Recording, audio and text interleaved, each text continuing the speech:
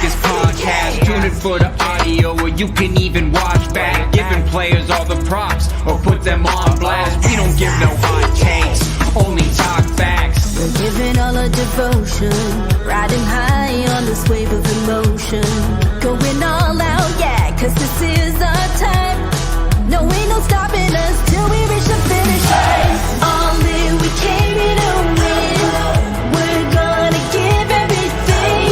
S-I-C-K on the run. S-I-C-K, sick, sick. On fire, we're ready to fight.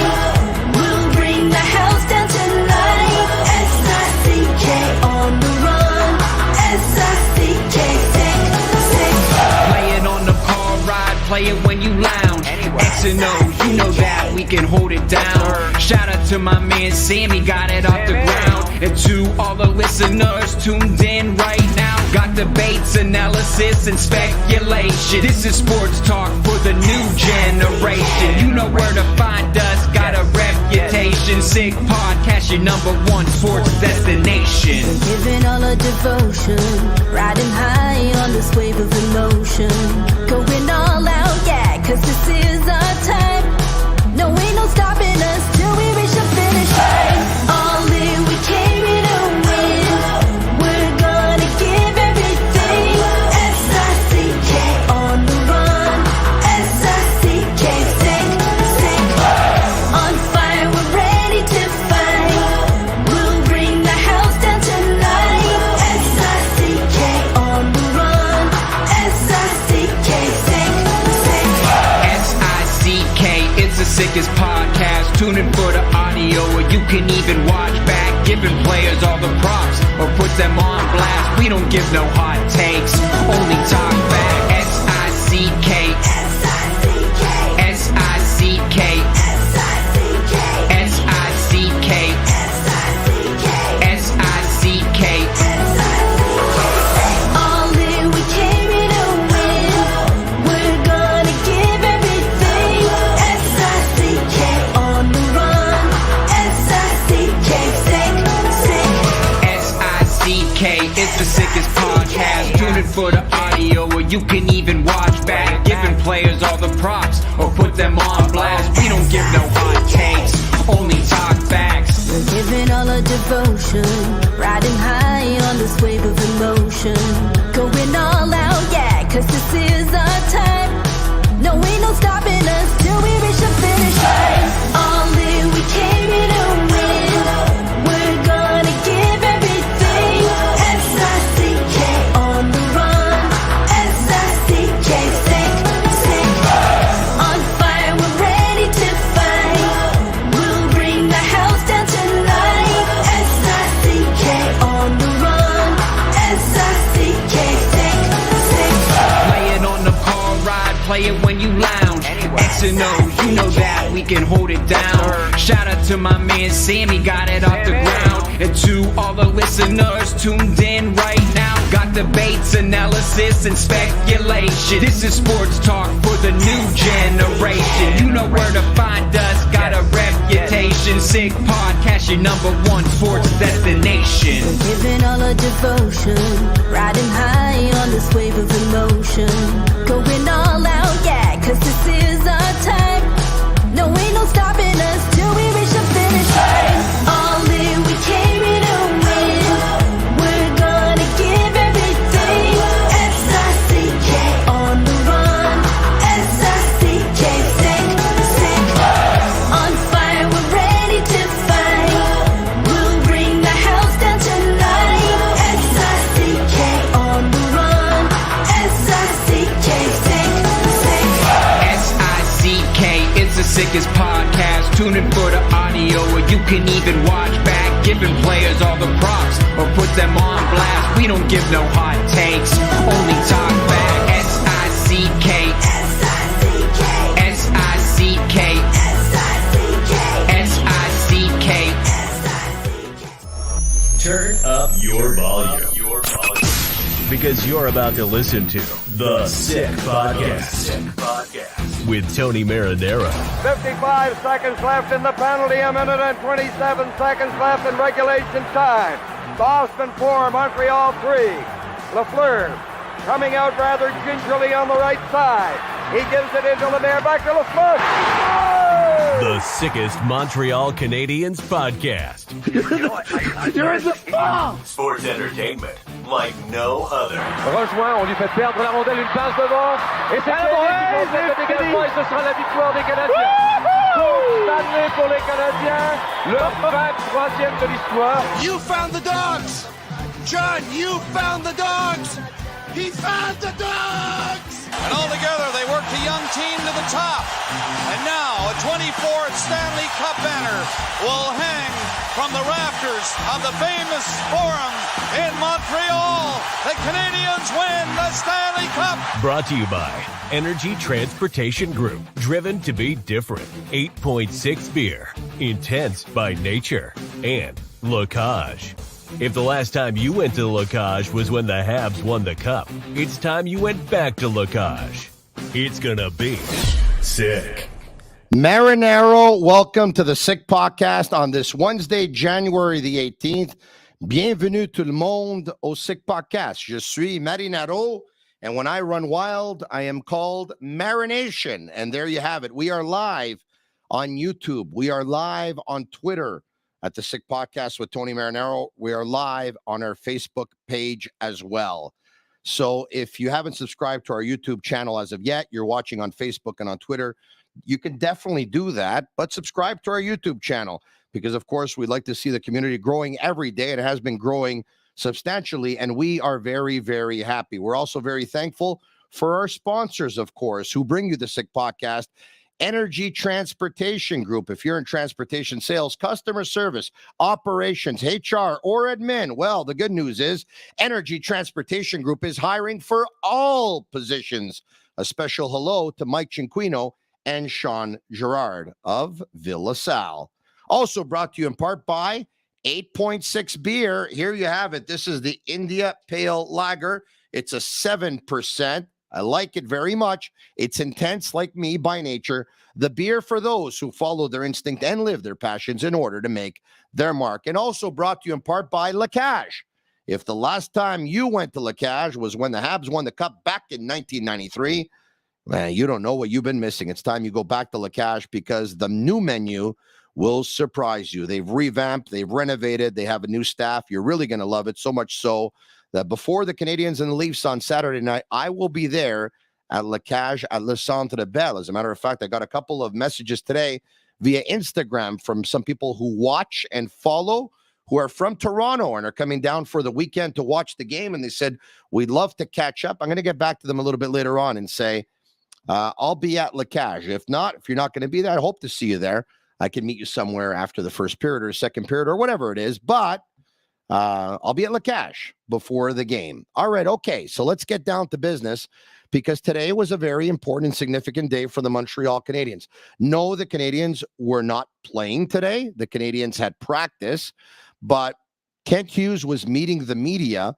Even though the Canadiens have passed the halfway mark of the season, it was an opportune time to actually meet the media, to talk about the midway point of the season, and to also talk about the fact that he's been on the job for about a year now. So he talked about, close to his 1-year anniversary as well.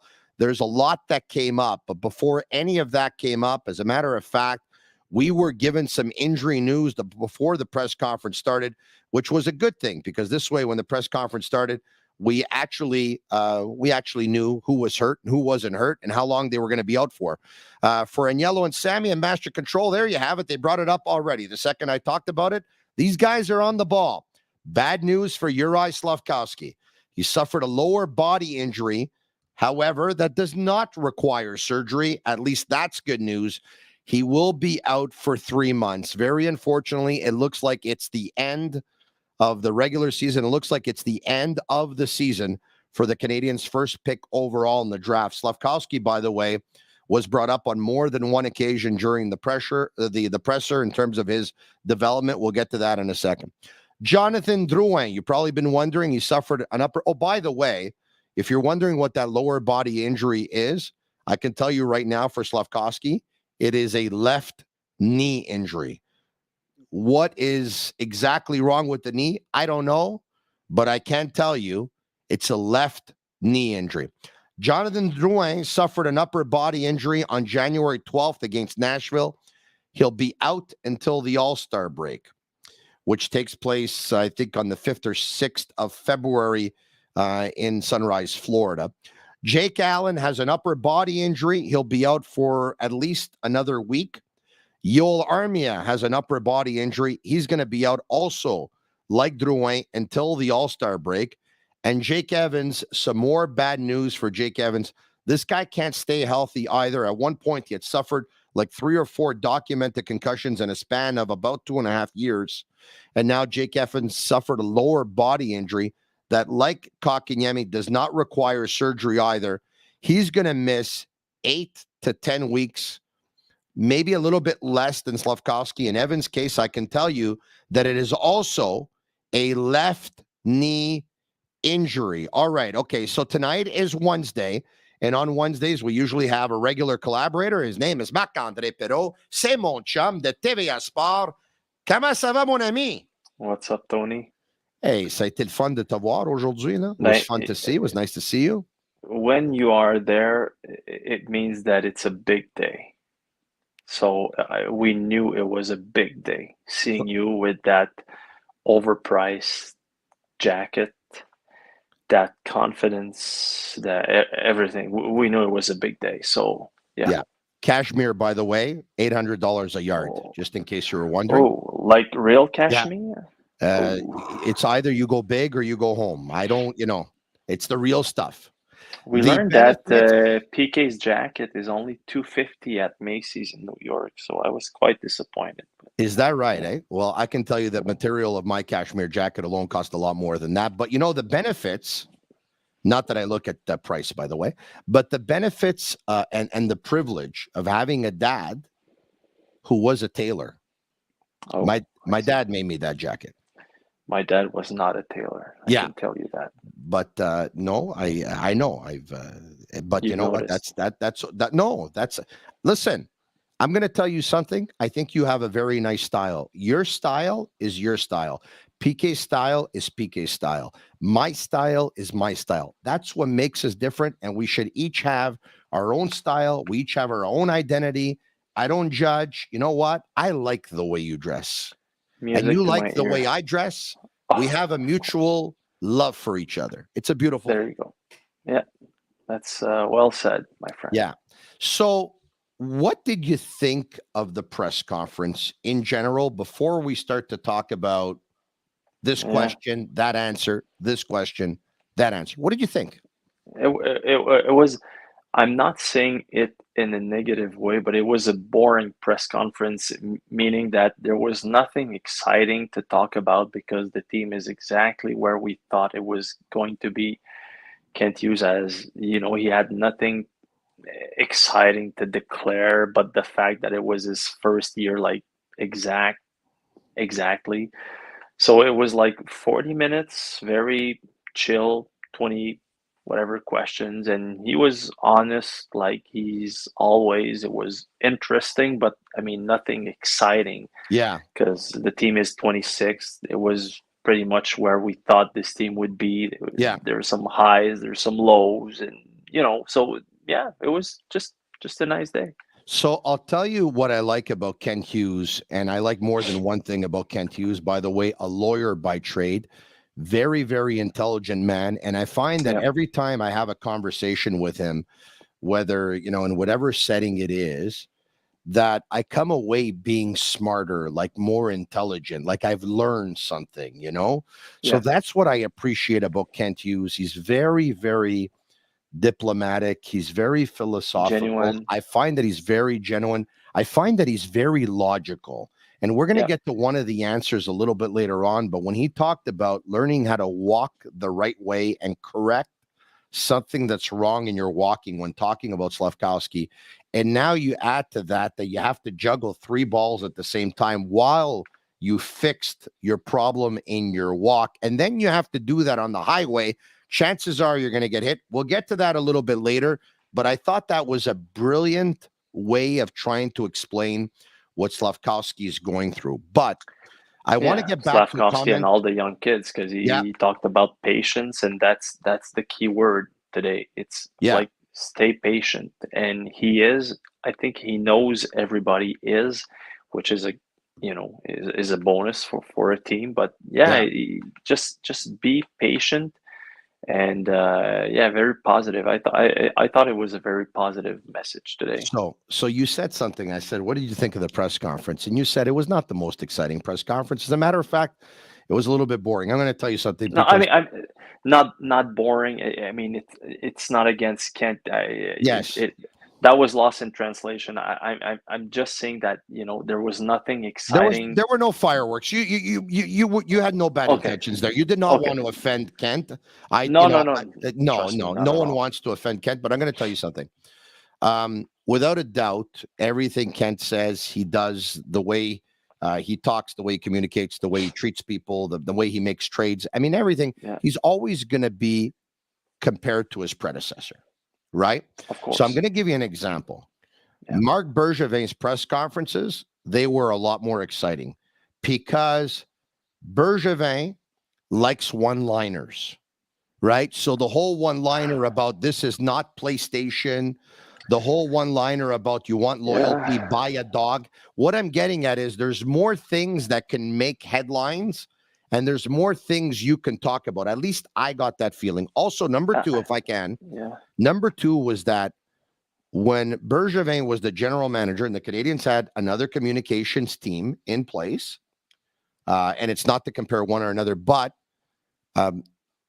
for the most part, you could go with follow-up questions.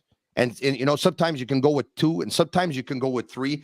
And that's what led to an exchange of a back and forth. And that's what led to maybe different answers. Instead, when we got there today, and I understand why, by the way, and I respect the direction in which it went, we were told one question for everyone, and then we'll see if we have time to get to like a second round. So probably 3/4 of the people there asked one question, and then a couple got to another couple of questions, and it was over. So it was hard to have a little bit of a back and forth, like to talk about something, to pick up with a follow-up on maybe the same point, to counter with the same point. That was a little bit difficult. So that's why I find maybe that there wasn't too many headlines that would come out of it. You're right. And that's exactly where you are good. Like when you can have an exchange with the person. And it can be like a pain not being able to have a follow-up. But you talked about Berge. I thought he was great when he started. You're right. Lots of, punchlines. But with Kent, I just feel that it's true.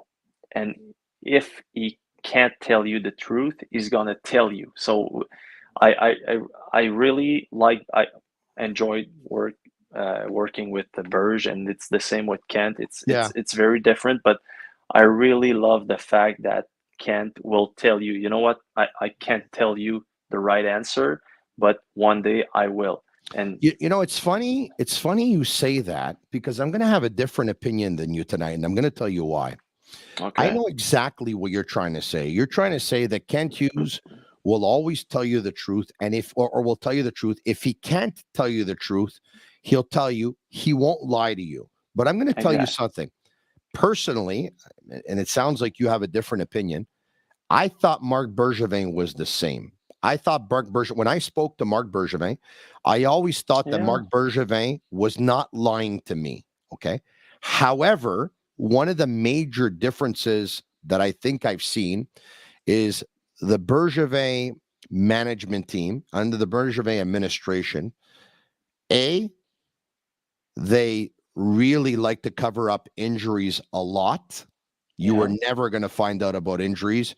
And I remember once I actually divulged an injury, and the management team was not happy with me that I did.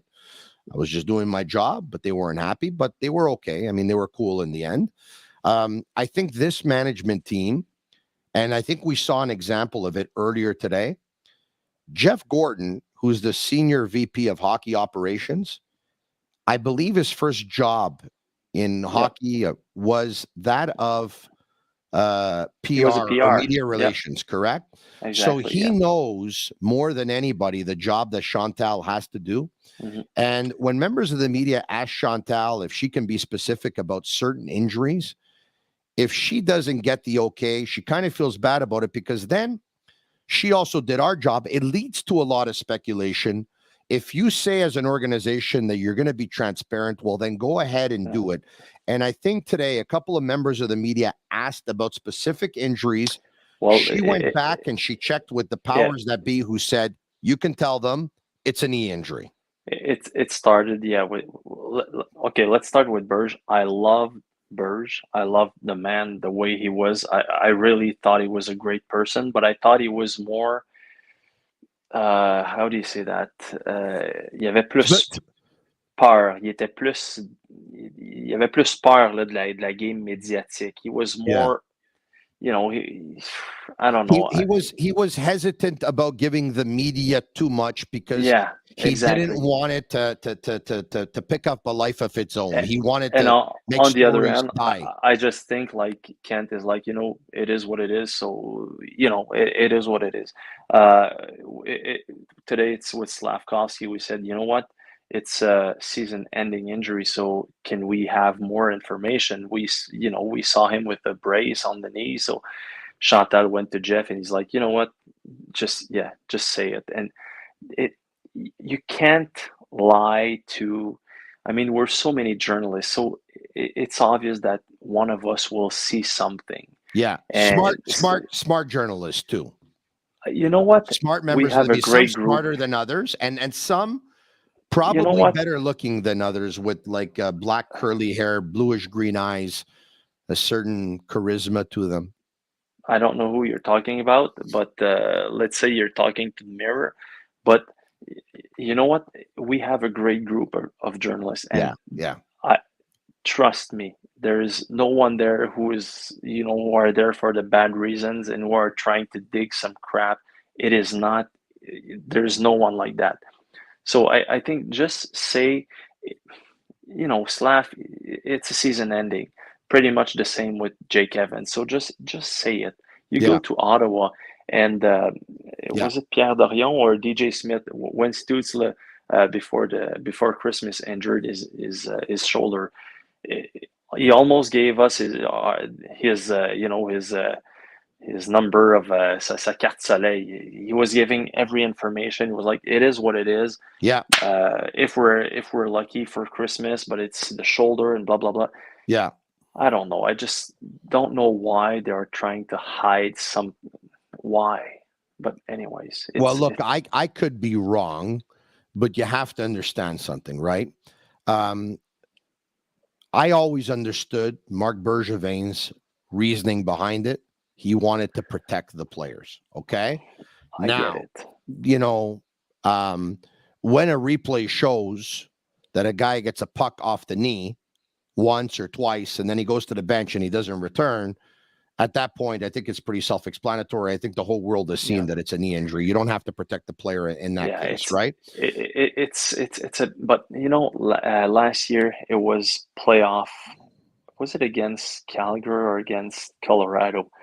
I think it was Calgary. Players were like whacking Draisaitl ankle. So, I mean, I get it. You want to protect your players. So it's, Mapper, you also have to keep in mind that the head athletic therapist, of course, Graham Reinbend, was under the Bergevin administration, right? He's old school. For like the last 9.5 years. So, right, for 9.5 years, he was told, we don't divulge anything. We don't make anything come out. So, that's, I'm going to say this. You talked about the presser before. I want to get back to the presser and just say that. Oh, because I just wanted to say that I have a hard time being mad at Graham, because once I didn't have breakfast in New Jersey and I was feeling dizzy, and he said, come with me. And he got me everything. Like, he just took care of me. He's a nice person. Oh, yeah, I know he is. It's always, we're working for something and he's working for something else. So it's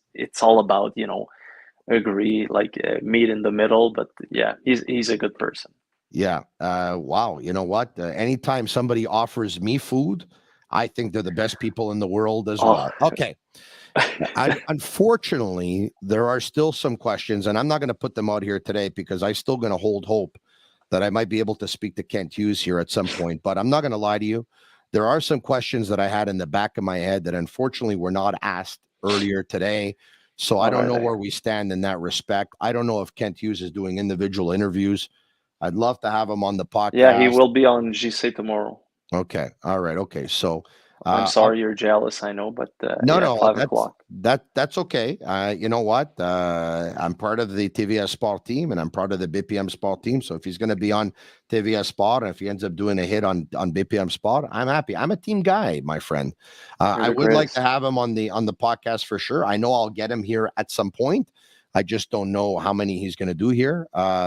But there are questions that I have in the back of my head that I'd like to ask him. Anyway, so let's get to some of those questions that were asked earlier today. One of which was Slafkovsky's development, the decision to keep him here. Talk to us about his development. Let's listen in on to what he had to say.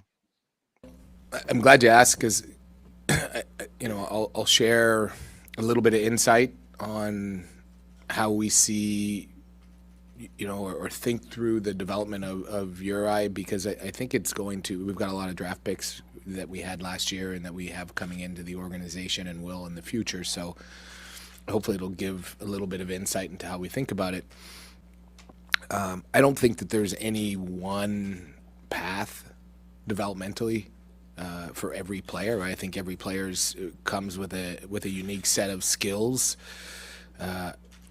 foundational understanding of the game, and personalities. And I think all of that is relevant in terms of developing a plan for a particular player. In the sport of hockey, I was actually talking to Chantal and Charles about development. I used to do this a lot when we would meet with prospective clients, young clients and families, and they talked about development. Often it was in the form of skating, and I would explain to people that, to try to understand the magnitude of trying to change how you skate, for example, I would use an analogy and say, Eric, I watch the way you walk, and I think your right foot protrudes out and your left foot is in. I'd like you to focus on it, and I'd give you 10 strides, and you could probably focus on it and do it. And if I gave you 3 balls and said I want you to juggle the 3 balls, but I want you to walk the way I asked you to walk, make those changes, it becomes more complicated. If you think of it in the context of hockey, it's like putting you on a highway, saying, I want you to walk the way I told you, juggle the 3 balls and don't get hit by a car. I mean, eventually you just go to muscle memory, right? So the sport of hockey, skating would be the extreme. But I think the game of hockey, more than any other sport, is so fast. It's so reactive. You go from offense to defense in a split second. You've got responsibilities to the team when you're on, forechecking or whatever not. So it's a very reactive, instinctive game.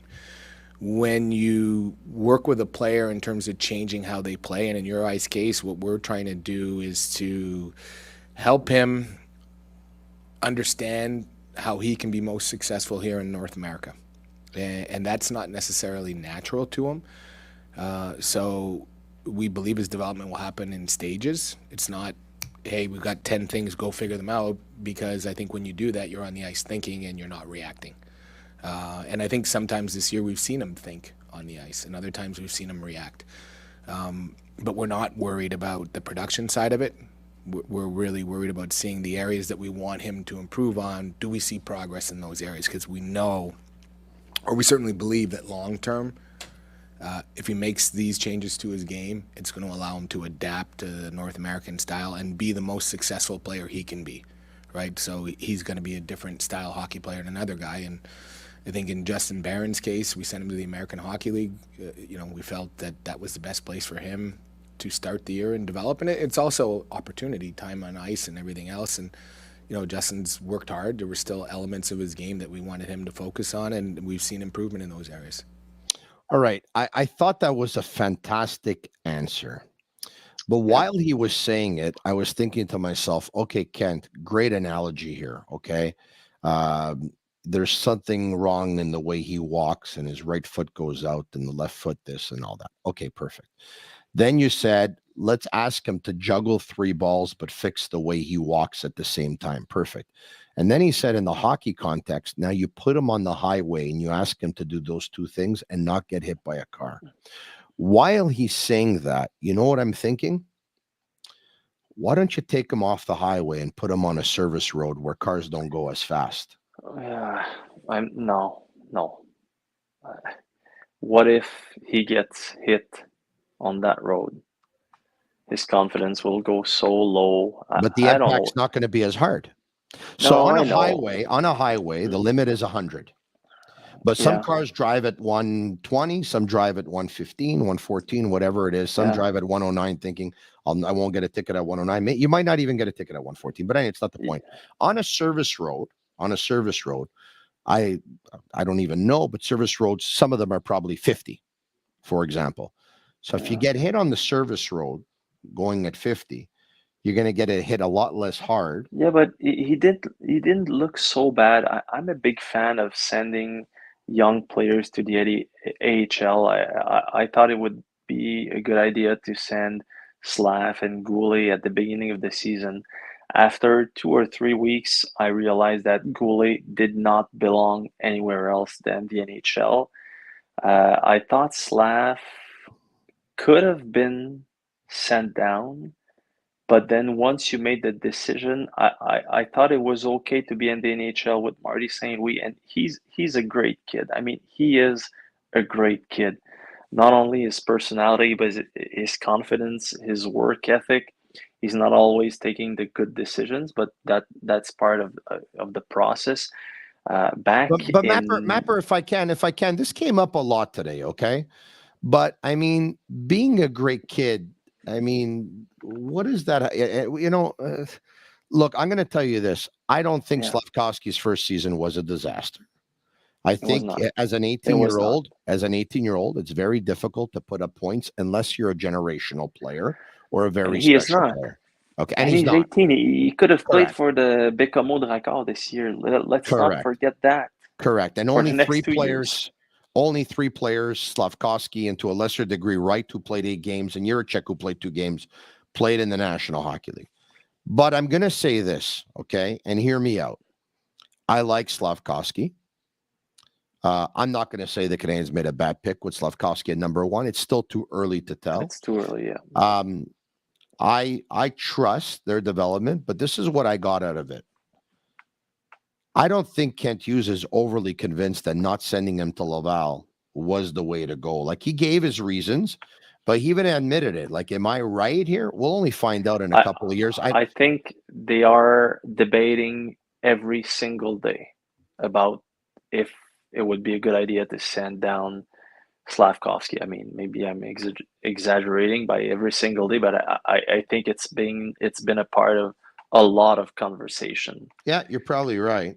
And they took their decision. You know what? I can confirm it was part of a lot of conversation, but they thought it was the best place for him to grow as a player. And, having Marty St. Louis as the head coach, it helps a lot making some decisions. So, and it's nothing against Jeff Wood in Laval, but it was just a good environment for him. Despite the losses, but this team was working, and I don't know. It's what, they could have sent him down at the beginning of the season or any time, and nobody, would have the right to criticize. I think every time it would be a good decision. So I'm going to say this once again. I didn't think his season was a disaster. I think it's already impressive that he played at the National Hockey League level and he was here all year. But in my opinion, I still think they made a mistake. I saw some changes to his game. I saw some things that he wasn't able to change. I saw a player who hasn't scored in 16 or 17 or 18 games or whatever it is. I don't remember when was the last time he picked up a point. I know they wanted to take the onus away for his production. Rightfully so. He hasn't produced. So once again, I'm not coming down on an 18-year-old kid. I'm not throwing in the towel on him.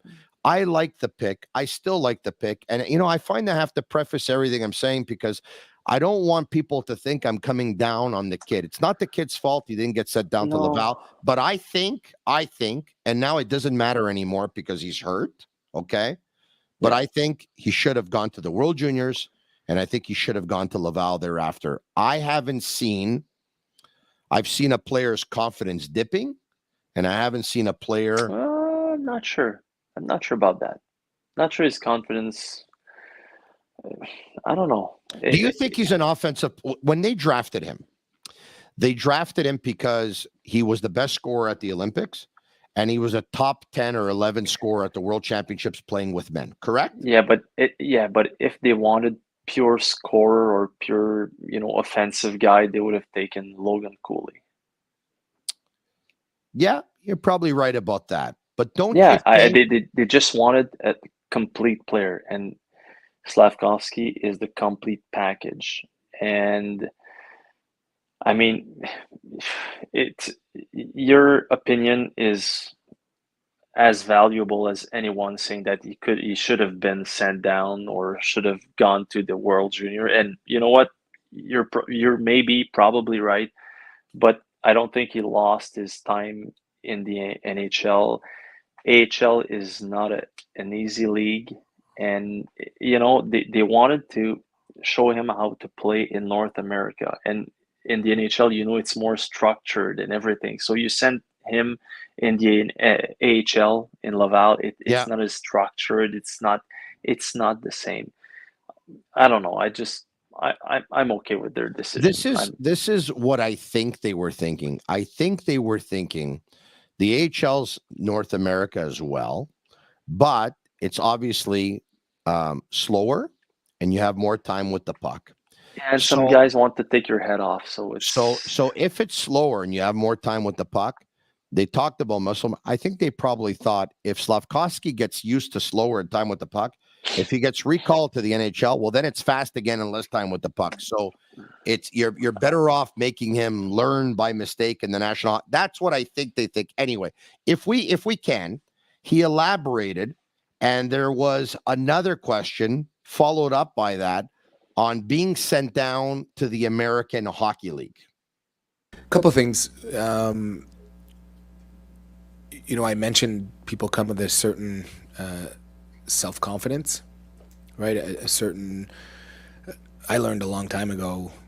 I dispensed a lot of advice as an agent to players, and at one point I sat there thinking, if I put myself in the player's shoes, I could take the advice. I probably couldn't put it to great use, and that people are hardwired a certain way. Some people are born uptight, anxious. Some people are carefree. Some people are right in the middle. Your eyes shown us an enthusiasm, a self-confidence, not an arrogance, but a self-confidence and a willingness to learn.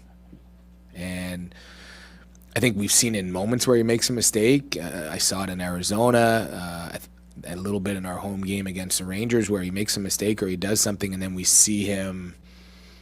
It affects him, but it never affected him the next game. And we felt that it was more important. Listen, we talk weekly to bi-monthly about, okay, what do we do here? When is the next step?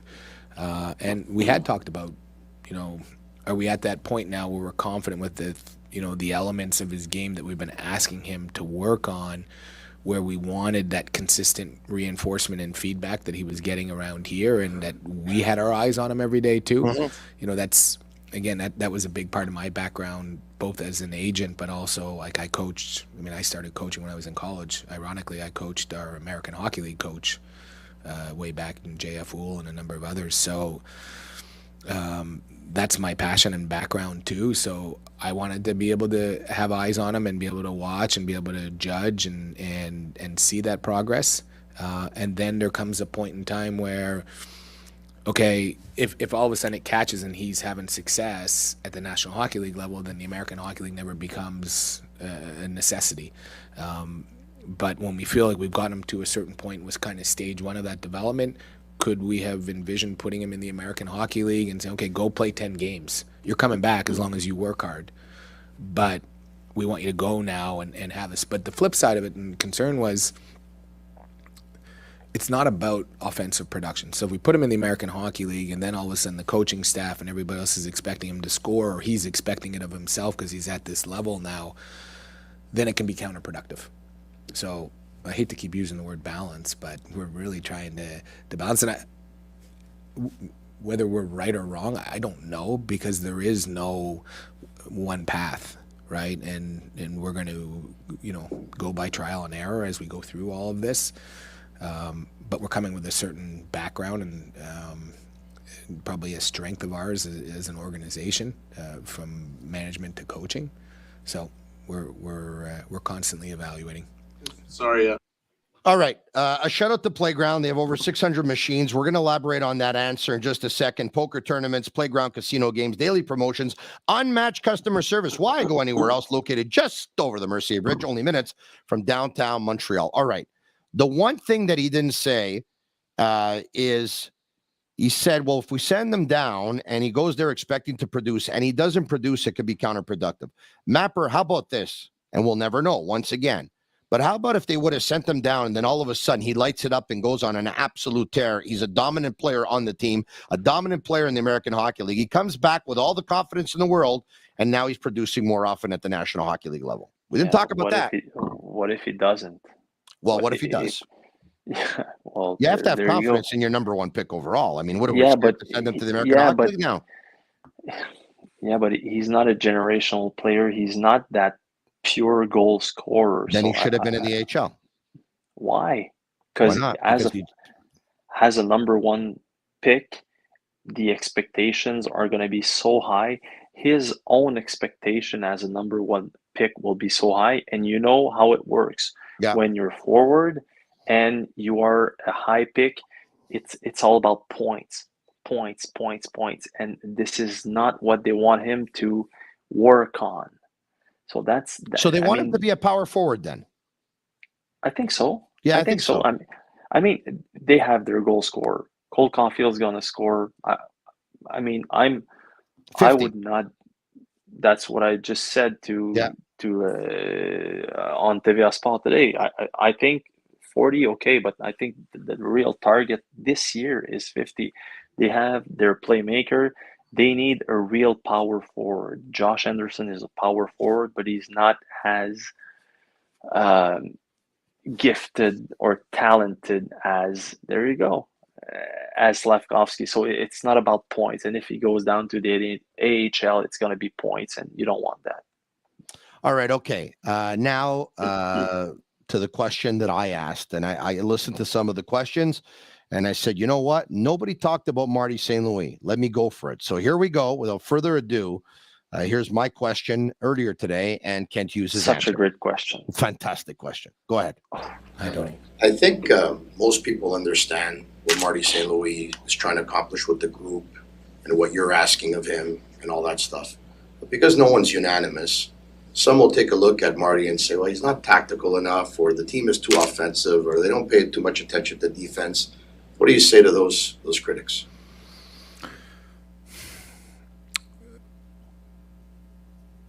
I'd say, over we're going to go through different phases here in our, as we try to build this team into something, and from our coaching staff, we're going to have certain expectations now that might be different than when you're sitting there. If you're in Tampa coaching a veteran-laden team, you have a different approach than when you're coaching a bunch of young hockey players. And the one thing I know is our whole coaching staff, while they may be inexperienced as coaches relative to some other coaches and staffs, they're certainly not as players. They've been through it. But more importantly, they're all very bright, intelligent people. They don't lack a strategic mind for the game of hockey. It's just, for us, we have to have priorities. We have to have this balance.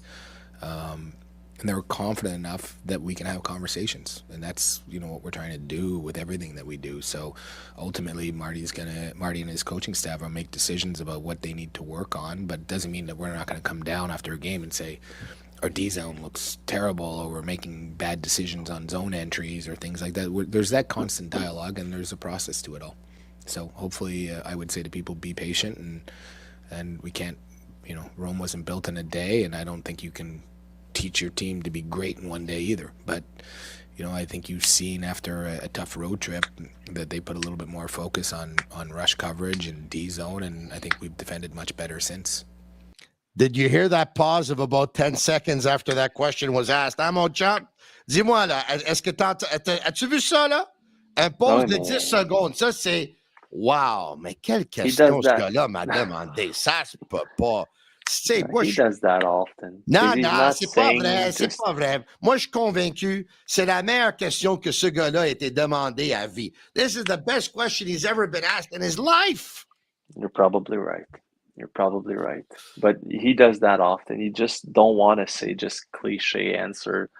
And he knows more than anyone else that Marty St. Louis needs some experience. And that's a fact. And you know what? Martin St. Louis knows it as well. But this coaching staff is working so hard. And he's right when he says, is there a better hockey mind than Marty St. Louis? Hard-working person than Alex Burrows, Stéphane Robida as well. They just need, like young player, they need more reps, more like quick decision making in, I don't know, whatever, power play, PK, I don't know, they just need more reps.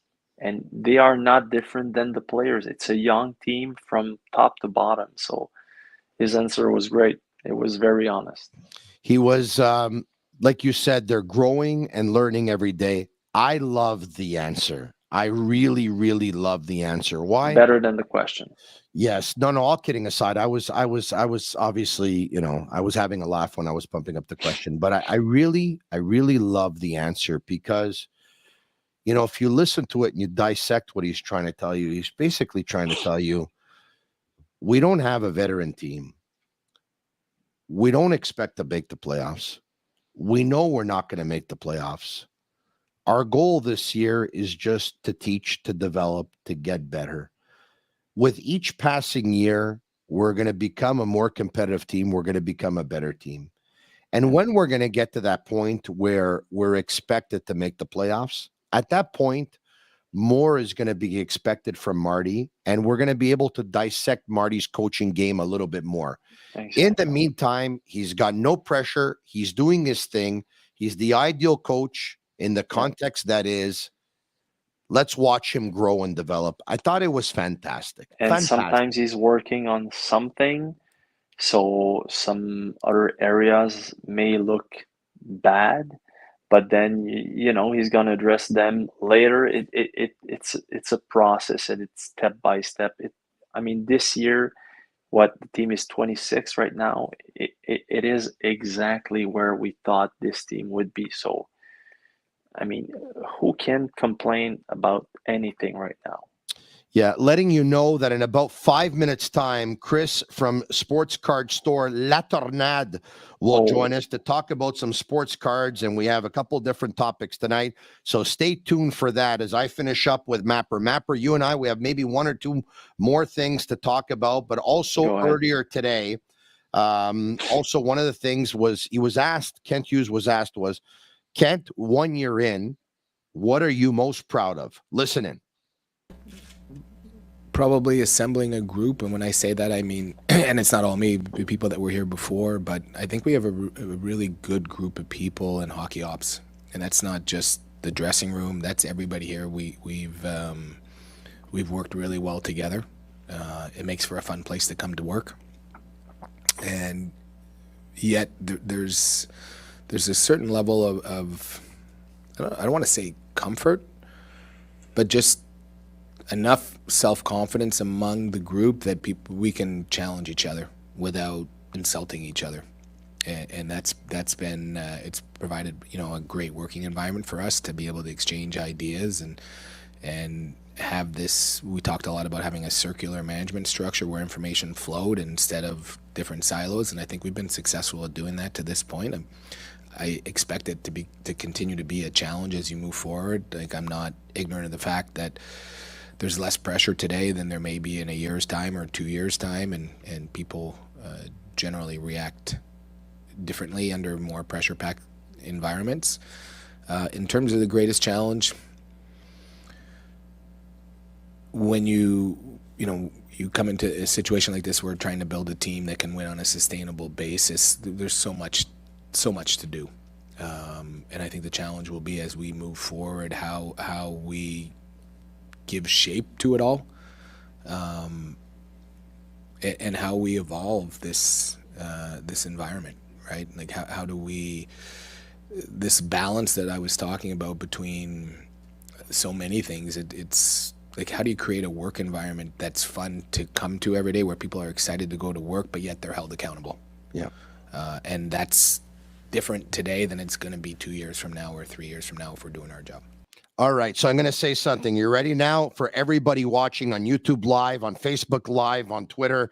If it's on Facebook, share this with your friends. By the way, if you like it, actually hit the like button. Message us SICK, SICK, if you really like what you're hearing and you really like what you're watching. Folks, start calling your friends right now. Pick up the phone, call them. Say you have to watch Marinaro and you have to watch Marc-André Perreault on the Sick Podcast live right now on YouTube, Facebook, and Twitter, because Tony's going to say something absolutely unbelievable any second now. It is Wednesday, January 18. It is 10:47 p.m. Eastern Standard Time. Are you ready for what I'm going to tell you? Marc-André Perreault, I'm going to put it all on the line right now. You can write it down. People can actually screen record this. They can save it one day. They can take it. They can put it back in my face if they want.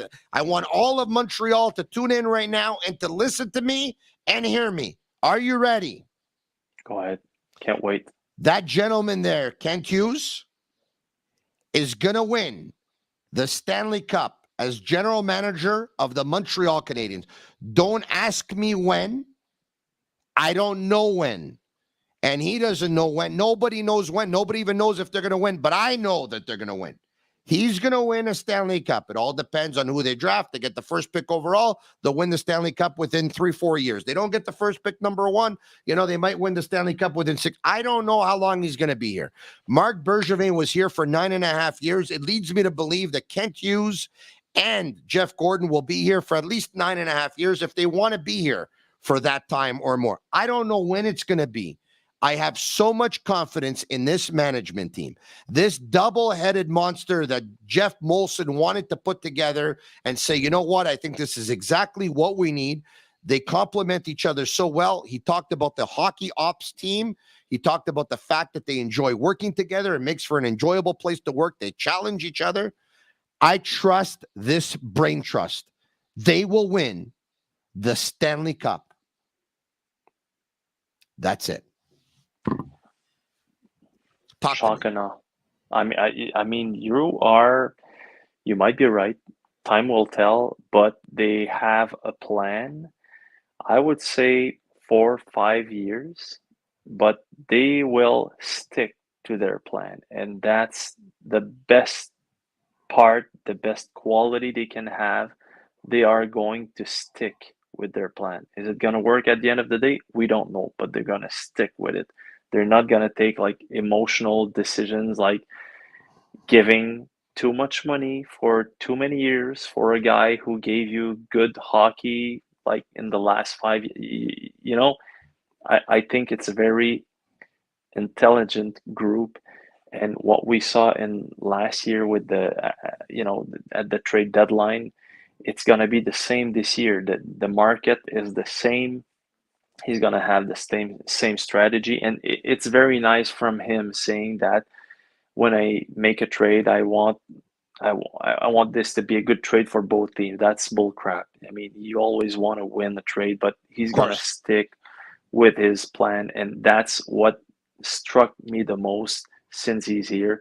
He's a guy very calm, he's going to stick with his plan. He's going to live or die with it. And that's the best thing we can hope as, I'm not a fan, but as a fan, if you're a fan, that's the best thing for you. When Andre Savard was the general manager of the Montreal Canadiens, I didn't come out and say Andre Savard is going to win the Stanley Cup as general manager of the Montreal Canadiens. When Pierre Gauthier was the general manager of the Montreal Andre Savard is a beauty. Yeah, when Pierre Gauthier was the general manager of the Montreal, I didn't come out and say Pierre Gauthier is going to win the Stanley Cup as general manager of the Montreal Canadiens. I don't think I said it for Bob Gainey. I could be wrong. I have a lot of respect for Bob, but unfortunately, he wasn't able to get the job done. We all know the circumstances were very, very tough. He went through a terrible tragedy in his life. And so, after that, it was part of me. It was Bob Gainey after Andre Savard, and then it was Pierre Gauthier after Bob Gainey, and then it was Marc Bergevin after Andre Savard. And I don't think I ever said that either. I mean, we all got excited a couple of years ago once they got to the final. And, I had a prediction ticket that the Canadiens were going to win the Stanley Cup. So I obviously wanted them to do so.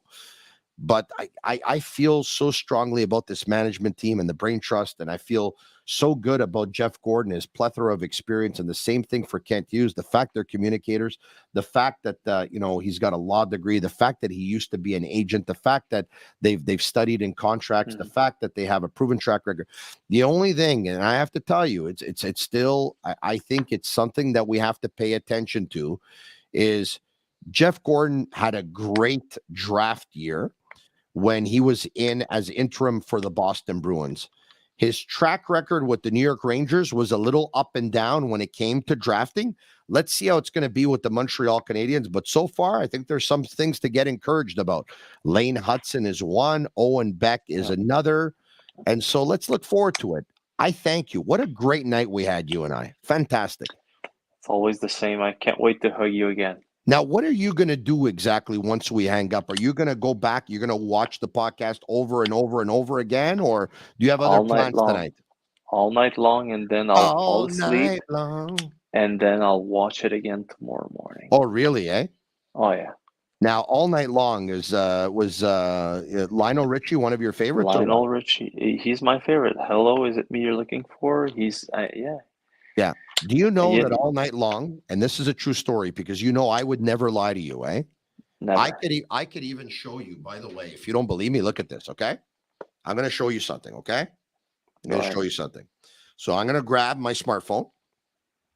I'll enter in my passcode. I'll go to my music app.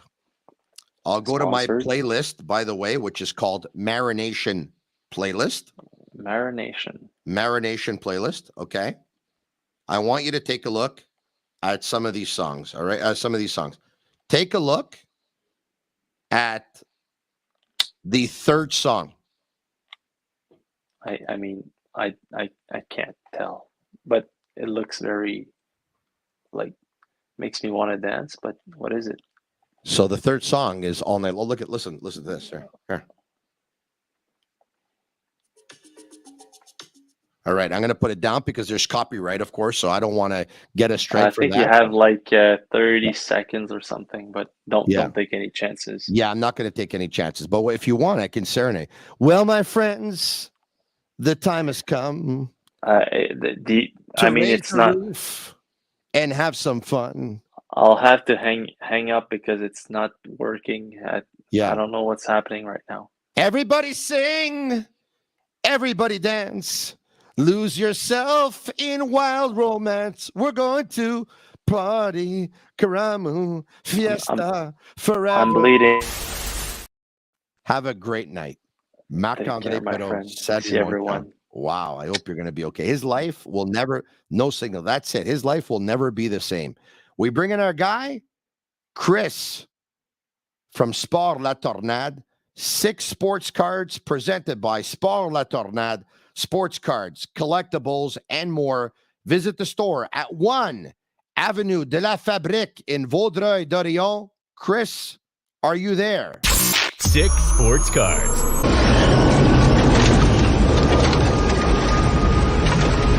Presented by Sports La Tornade. How you doing, my man? I'm good. How are you? Very good. What in the world do we have there? And you're not at the store tonight, are you? No, I'm at home. Okay, what do you have there? I have, because I wasn't on last week, this was the new release that Upper Deck put out, Metal Universe Skybox. Wow. So this is the new product, hot on the just off the press. It came out last Wednesday. So excuse my ignorance. Is that a box of cards? What is that exactly? It is a box of cards. Yep. Oh, it's a box of cards. So what does a box like that go for? Well, I'm not allowed to tell the prices on on here, but Okay, yeah, you could give me a ballpark. yeah, you're looking around $200. Oh, wow. Really? And how many packs do you get? 15 packs, 7 cards per pack, 15 packs. 15 packs. 7 All right. cards per pack. Yep. 7 cards per pack. And so, let's just say I end up scoring a great card. What kind of card could I be scoring in a box like that? Well, it is the year of 21-22, so everyone's hoping for Caulfield and Zegras. Of course. Caulfield and Trevor Zegras. Morris Sider? Yep, Mort Sider. Mort Sider would be another one. Jack Hughes? Yeah. No, Jack Hughes 2019-20. Oh, 2019-20. But hold on a second here. Wasn't Jack Hughes, excuse my ignorance in the matter, but wasn't Jack Hughes the number 1 pick in Cole Caulfield's draft? It depends when they start also, right? But Okay. no, Jack Hughes was not. No, he wasn't. He was the year before. Oh, he was the year before. Okay. Right. Okay. So Cole Caulfield's draft, I'm going to go back now. I'm actually going to bring it up. Okay. Cole Caulfield, I could swear it was Jack Hughes, which was the 2019 draft. It was Jack Hughes. Okay. It was Jack Hughes. So Cole Caulfield ended back up in the university, and then and came up a little bit later. Then, yeah. Yeah, because when Jack Hughes was drafted in the summer of 2019, that next year he debuted for the New Jersey Devils. So he played in 2019, 2020. Yeah. But Cole Caulfield, his first season with the Montreal Canadiens was the year after in 2020, 2021. Oh, that's the difference, I guess. Exactly. That's why. Okay. As for Mort Sider, it was 2021, 2022. So would he also be in that pack?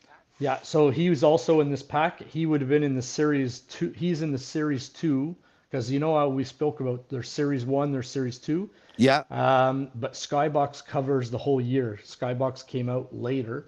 So yeah, it covers the whole year. So we do have all like Sider with Caulfield and Zegras. Now, if you buy one of those boxes and you open up a pack and you're lucky enough to have Cole Caulfield in your pack, I would say that the value of Cole Caulfield's rookie card right now would probably be very close to the value of that box that you just talked to me about. Would I be right?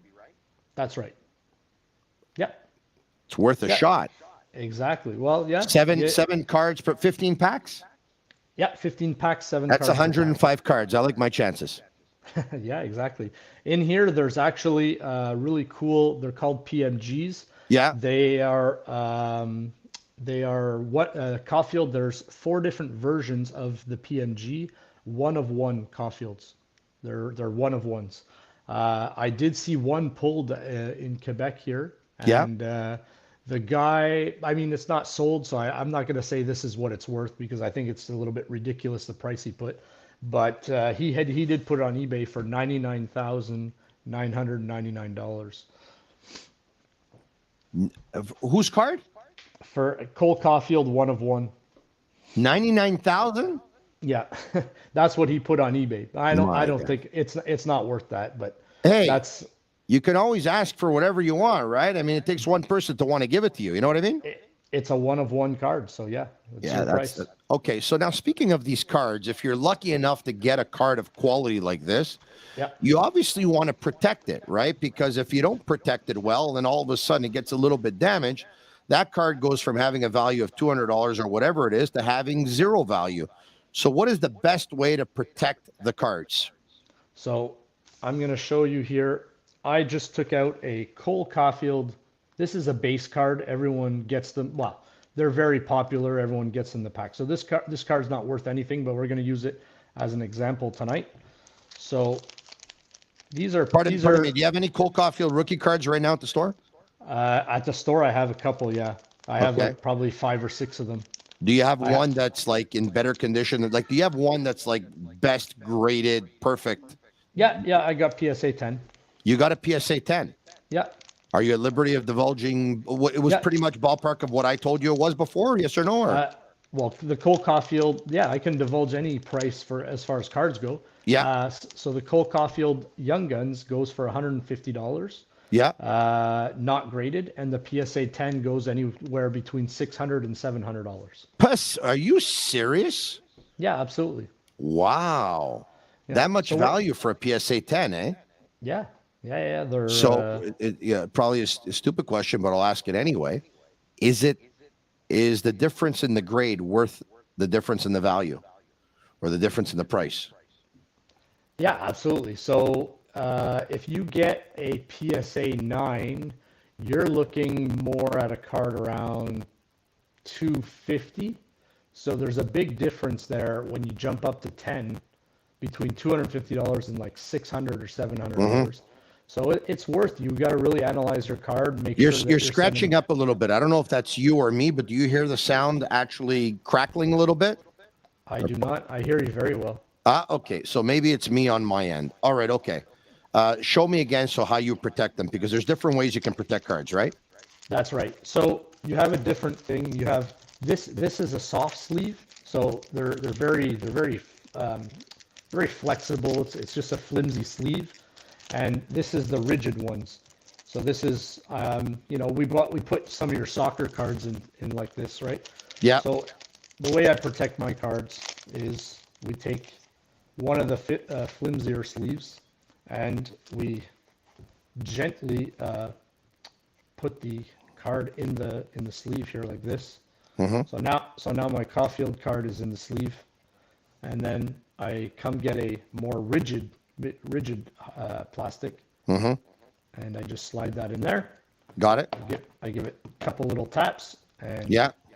we have it like that. So there's some people. I'm sure you saw this in your old shoebox. Yeah. People in the old days, they used to like the old screw down cases. I don't know if you remember those.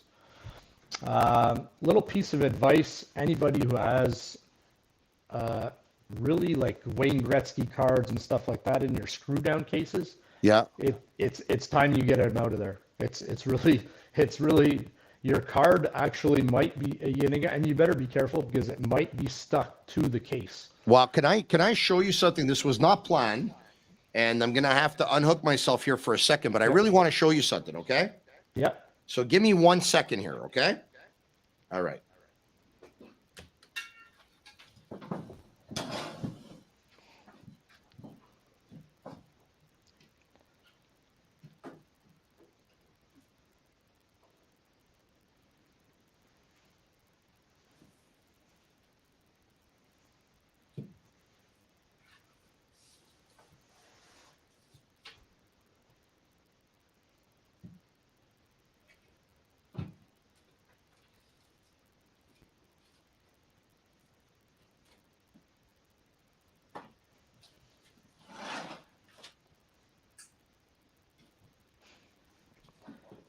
No, you cannot X-ray the box. There was old myths of people that used to actually weigh the boxes, but now Upper Deck has actually gotten smarter at this, and they actually put in little fillers of cardboard to make the packs seem heavier or thicker.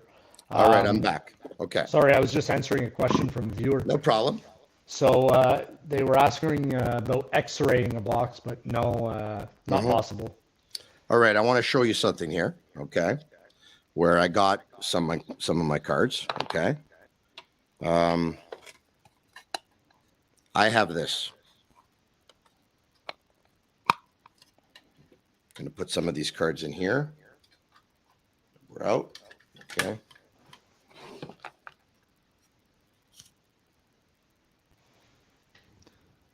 Oh, yeah, that's like a wooden case with a metal plaque. Okay, so this is screwed. Hot Rookies, is this PK Subban's rookie card? Is that what it is, or? Yeah, that's a form of his rookie card. Yeah. Okay, so this is screwed in on a metal plaque and stuff like that. Do I keep it in here? Yes. That's not like, I wouldn't say that's a big Subban rookie card, but if it's already in there and everything's screwed down and looks good, I wouldn't touch it. All right. Yeah, there's certain cards, like a lot of people now are still sending into PSA their Wayne Gretzky cards. Oh, yeah. And people are bringing them in the screw down cases, which is, you know what? All it takes is a half turn too much, and you're basically squishing your card. And I suggest you get it out of there and you put it into at least one of the magnetic one touches. So there's actually, the really hard plastic with the magnetic closure, and there's also the one that we did here, which is very popular because your card does not move in there. It's stuck in there. It's good. I also suggest that people go with the Ultra Pro brand. There's different brands out there. There's people that are trying to make their own, like, cheaper versions. I would stick with Ultra Pro because you don't know what you're putting your cards into. Fantastic stuff, Chris. In ending, what cards should people send to grading? So what people send to grading, that's a big question that I get every day. So people need to establish whether they are collectors or they want to invest and flip their card quickly to make money. There's different grading companies and there's different cards that you should send. So if you're a collector or well, let's say an investor, and you want to play the stock market a bit, you see this hot rookie, you think he's the greatest thing to come, you really scouted him, and you think that in 2 years from now this guy's going to be tops in the NHL. You just got his rookie card. It might be you take a chance and you send it in, you get a few of them graded, you get a few 10s, and then you put them aside for a few years. Or you take a guy like Tage Thompson or someone that's really hot now, and you all of a sudden the guy got really hot, and now you want to send it in right away, because if you get a PSA Tage Thompson, well, then you're looking at flipping it for a good profit. So, and then there's other people that they don't really care about the grade or stuff. They just want the card slabbed in a hard case, and they just want it in their collection like that. So for them, it's just they send, if you're like a fan of any type of player or one guy in particular, a lot of people will send in that card. If you're a Patrick Waugh fan and you want to send your Patrick Waugh cards in to get graded and get them, hard slabbed, then that's another way of doing it. Chris, I have a feeling you're going to get some you're going to get some calls tomorrow regarding Cole Caulfield's rookie card and regarding that new box that came in and the possibility of his card being in that box. Your store is at 1 Avenue de la Fabrique in Vaudreuil-Dorion. Can you give your number? Yeah, I don't even know, because I have to put it in my cell phone these days, right? Okay, now did I put you on the spot here? Okay, you know what? Actually, Sammy or Agnello, I'm sure, could bring it up, or I'm going to bring it up right now. You ready? I have it. Yeah. 450-218-3133. That's 450-218-3133. And the store is closed on Mondays. And on Tuesdays and Wednesdays, it's 11 a.m. to 5 p.m. And on Thursday and Friday, it's 11 a.m. to 8 p.m. And once again, on Saturday and Sunday, it's 11 a.m. to 5 p.m. Sport La Tornade. Chris, thanks for your contributions. All the best to you, man. Should we get this graded? Which one? Look at this. That was my final question. Quentin Musty. Yes. I'm buying that card. We're going to get it graded. I'm buying that card. Let's get it graded. I'm buying that card. All right. Quentin Musty. Yeah. Coming from the Snake Boisvert, who told us, watch out, the Canadians should have their eyes on Quentin Musty. And all of a sudden, he's making a lot of noise and everyone wants him. I want that card, Quentin Musty. Sounds good. Hey, that's pretty funny, Chris. Thanks, man. Well, have a good night. All right. You too. All right, there you have it. Another great night on the Sick Podcast. Merci beaucoup a tous. Molto grazie a tutti che hanno guardato la trasmissione stasera. I'm Marinaro. Thank you very much, especially to our sponsors, La Cage, 8.6 beer, and Energy Transportation Group for making it all possible. And thank you very much to you, my sick community, my sick army, who have been there from the beginning, and you keep on growing in numbers each and every day. Thank you so much. It's the Sick Podcast, Monday to Friday, 10 p.m. Eastern. We'll be back tomorrow night, same time, same place, following the Canadiens versus the Florida Panthers, because the Canadiens' next 4 games, they host Florida tomorrow. On Saturday, they host the Toronto Maple Leafs. On Tuesday, they host the Boston Bruins. And on Thursday, they host the Detroit Red Wings. 4 straight games at the Bell Center. A lot of injuries, but Cole is going to be there, and so is Nick Suzuki, and so will you. We'll talk to you tomorrow, right after the Canadiens and the Florida Panthers. We'll be back at 10 p.m. You be there. Tell your friends about it. Have everyone watch on YouTube Live, on Facebook Live, on Twitter Live. Follow us on all our channels. And if you're going to listen on Google, Apple, or Spotify, be kind enough to send us a 5-star review. We really appreciate it. It's our way of feeling the love. Tell your friends about it. Tell them, say, hey, this host and this podcast, it's pretty sick. I'm Marinaro. And that's a wrap. Hope you don't miss us too much until next time.